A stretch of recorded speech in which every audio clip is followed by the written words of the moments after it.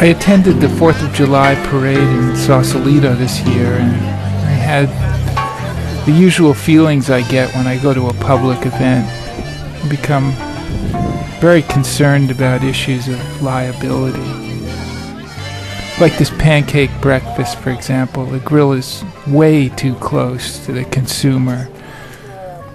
Potential for terrible burns if someone gets jostled or pushed. And I'm not sure why this orange juice is uncovered.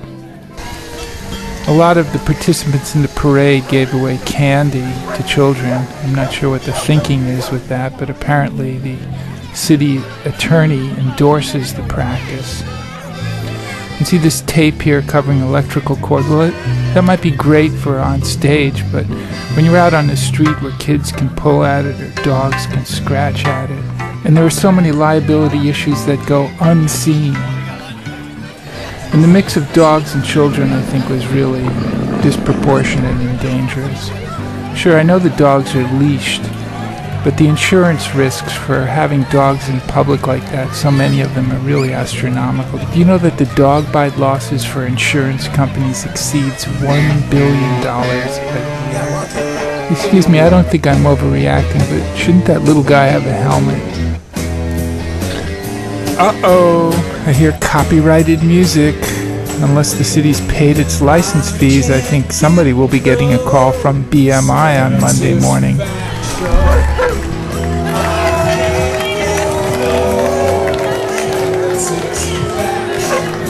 Here's one float that I really don't get. I mean, what may be funny to some people is negligent infliction of emotional distress to others. That's kind of scary when you see old people singing along with satisfaction. I mean, I know bird flu hasn't hit the U.S. yet, but am I the only one who saw Outbreak? And this guy in triangle pose. It's bad enough that yoga injuries are on the rise, but if somebody hits the brakes here, the city's looking at a 6-figure lawsuit.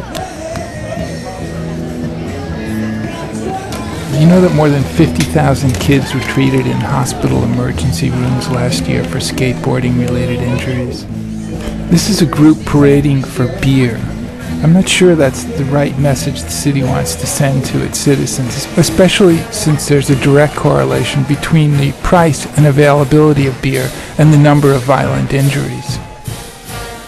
The University of Michigan marching band in one season sustained 179 self-limiting injuries, of which 85% involved the lower extremities, and the musicians who had the most injuries were tuba players and piccolo players. Is that a helmet under that little guy's wig? I hope so. Do you have any idea of the direct cost of cycling injuries due to not using a helmet? It's over $80 million each year, and the indirect costs are estimated at $2.3 billion a year. And this guy, please, I hope his mother's not watching, or the city attorney.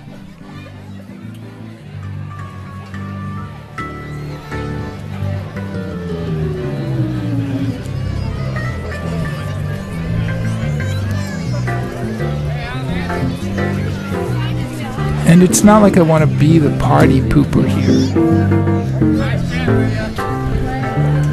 I know everyone's having fun, and I want to have fun too. But having fun brings risks, and risks always bring liability. Hey, no walking backwards, okay? Please?